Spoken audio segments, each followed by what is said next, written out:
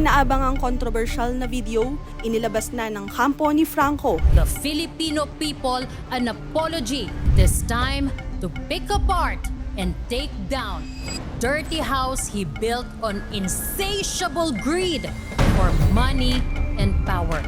Matapos silang makapagpiyansa dahil umano sa pangingikil ng 300 milyong piso.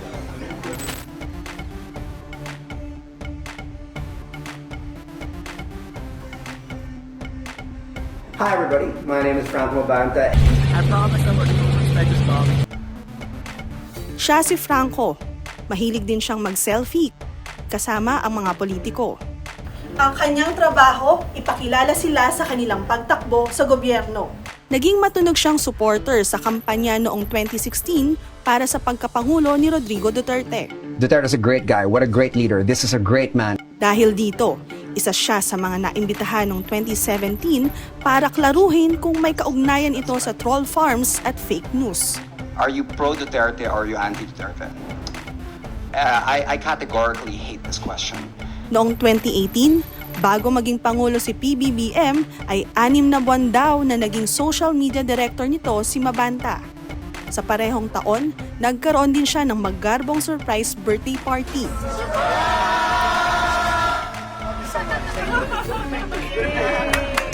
Ang paggawa ng online content, matagal nang ginagawa ni Franco. Hi everybody. Kaya sa paghupa ng eleksyon, ang dating kampanya naging kumpanya na tinawag na Peanut Gallery Media Incorporated. Ang dating pabor sa politiko, biglang naging kritiko. As you all know, we are not a big network with billion-peso donors. We built Peanut Gallery Media Network from nothing. Para sa kanila, parte raw ito ng malayang pananalita. Sa panahong kaya ng lahat na mag-upload at post online ng kanilang mga komento at saloobin, kailan nga ba masasabing para sa malayang pamamahayag ang mga impormasyong inilalabas sa publiko? At paano rito pumapasok ang pangingikil o robbery extortion? No cap, just facts.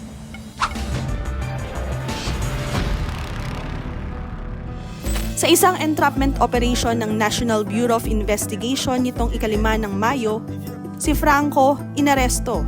Kasama ang 4 pang empleyado, tinanggap di umano nila ang marked money na 75 million pesos. And upon assessment, we hatched an entrapment operation to apprehend the subject in the act of demanding and extorting money from the complainant. Ang hinihingan umano nila ng 300 million pesos, si Leyte 1st District Representative at dating House Speaker Martin Romualdez. He reported it to the proper authorities, and the NBI acted on that report. We are weaponizing social media to gain financial gain illegally by extortion. We go after that. Base sa dokumentong nakalap namin mula sa Securities and Exchange Commission o SEC, isa si Franco sa mga nagtatag ng Peanut Gallery Media Incorporated. Inirehistro ito sa SEC noong August 14, 2024. Chairman at President nito si Mabanta. Other telecommunications activities ang industry classification ng kumpanya. Nakasaad sa Articles of Incorporation na ang primary purpose nila ay content creation at content distribution. Ang nangyaring pag-aresto naging malaking usapin sa larangan ng pamamahayag. Iginigigit ni Mabanta na pinatatahimik daw sila sa paglalabas nitong 90-minute video nila. Ano po ba yung ethical implication ng pagtatago ng isang ready-to-publish videos? Sa kanilang representation na sila ay media network, no? Na pwede nyo sabihin na kinikikil nyo lang aming karapatan bilang media practitioners. No? But again, it's a matter of proof. Pabulaanan niya na nag-extort siya ng 300 million. So yun ang kanyang depensa. Kung napakita niya na meron talagang ganun, sabi nga namin, pakita mo sa publiko yan. To be fair, no? Kasi hindi naman tayo nag-aakusa lang wala namang kabasi-base. Hindi niya pwedeng sabihin na pinitigilan yung paglalabas ng video kasi nasaan yung patunay na pinitigilan talaga sila. Kasi sabi dun sa pahayag ng TGMN, matagal na nilang nagawa ito. Ba't hindi nila inere as soon as ma-finalize nila? Anong klaseng kalakaran yan sa media? Naghahanap ba sila ng mas mataas na presyo? Ang hamon sa PGMN, patunayan nila na mali yung mga paratang sa kanila ng NBI. Sa lahat ng akusasyon sa kanila, Iit ni Franco, hindi ito totoo. It's not true. Definitely not true. Yeah. Today they're walking away free under their constitutional right to bail, and hopefully very soon they'll walk away vindicated from all the publicity, the public trial that they've been subjected to. Again, I want to reiterate na they are innocent. matapos makapagpiyansa, inilabas na ng Peanut Gallery Media Network ang inaabangang controversial na video. I did so out of respect. Pero makalipas ang 2 araw, hindi na ito available online o mapapanood sa YouTube. Meron din po bang pagkakaiba ang pagbebenta ng storya at pangingikil? Hindi naman dapat tinatapatan ng anumang bayad yung mga inilalabas ng periodista. Urgent yon kasi mahalagang issue ang pinag-uusapan. Yung pinaka-unethical na gawain talaga yung ilalako mo yung video para makasolicit ng tinatawag na kill fee. Kumbaga, babayaran ka para wag i-ere o i-publish ang isang journalistic output. At kung gagawin nyo ng isang periodista, dapat mapanagot ka. Prof, madalas binabanggit ng PGMN na meron silang billion views online. Yung ganito po bang kalaking digital following ay masasabi nating basihan ng credibilidad ngayon online? Pero ang kailangan lang nating idein, bagamat impressive yung billions of views in just a short time, alin doon yung organic at alin doon yung produkto ng manipulation ng algorithm una.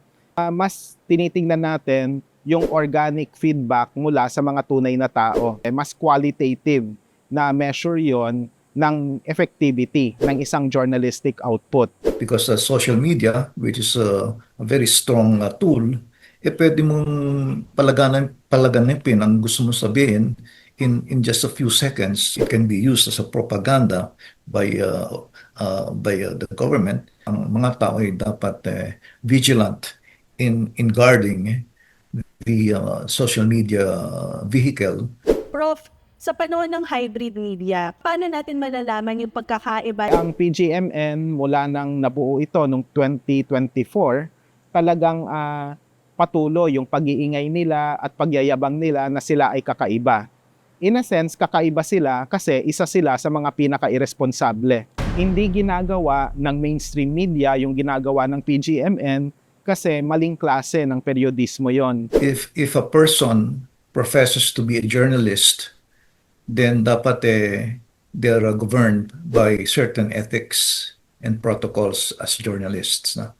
Hindi lahat ng tao ay pwede magsabi na journalist sila. Hindi ibig sabihin na meron kang freedom or kapangyarihan na magsalita ay pwede mong sabihin kahit na ano under the sun. No? Unfortunately, umuusbong ngayon ang napakaraming entities na nagsasabi na sila raw ay journalists. Sa totoo lang ay hindi umaakma sa pinakamataas na pamantayan ng periodismo. Siyempre, ang parati nilang reasoning dito, ang kanilang ginagawa raw ay revolutionary. Walang lugar sa periodismo na yung periodista parang nilalagay niya yung sarili niya front and center sa issue. And kadalasan nga parang sarili na nila yung pinag-uusapan. Paano po ba nakaka-apekto yung paggamit ng branding na media network sa social media pages and contents? Ang nagiging public perception, lahat ng media tumatanggap ng bayad, lahat ng media corrupt, kaya nagkahawa-hawa na yung pagkakamali ng PGMN ay parang naging imperfection na rin at pagkakamali rin ng iba pang news media organization. Ang point lang dito is dapat meron tayong way of determining whether this so-called media network are legitimate operators. Kasi meron naman talagang media operators na legit naman, no? Legit naman at sumusunod sa protocols at ethics ng journalism. Ang problema lang is yung iba ang kanilang agenda, simply to earn and generate the revenues so that sila ay kikita. Kaya yung tanong na ang PGMN ba ay masasabing media network, ang sagot, oo. The fact na associated ka dun sa isang questionable news media organization, nadadamay ang reputasyon mo. Pero hindi pa huli ang lahat. At ito, kung nanonood yung mga PGMN anchor ngayon, may panahon pa para mag-disassociate. At kung po pwede lang para sa kaalaman ng publiko, i-expose nila kung ano yung nalalaman nila mula dun sa pagtatrabaho sa PGMN. Mahalaga yon. Bakit? That would be their redemption. Samantala, nakatanggap din ng reklamo ang National Bureau of Investigation para imbestigahan ang PGMN, si Franco Mabanta at ang lead anchor nito na si CJ Hero ukol sa di umano'y disinformation operations at paid political content. Yan ay covered ng Cyber Security or Cybercrime Prevention Act. No?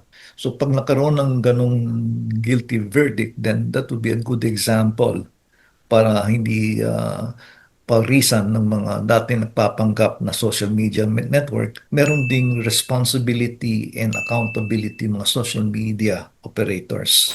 Sinubukan din namin kunan ng pahayag ang kampo ni Franco Mabanta at Peanut Gallery Media Incorporated. Pero hanggang ngayon, wala pa silang tugon sa amin. Hindi lahat ng maingay, tama. Hindi lahat ng viral, totoo. At hindi kailanman na ibebenta ang integridad ng mga totoong mamamahayag. Riza Menjola, Just Facts.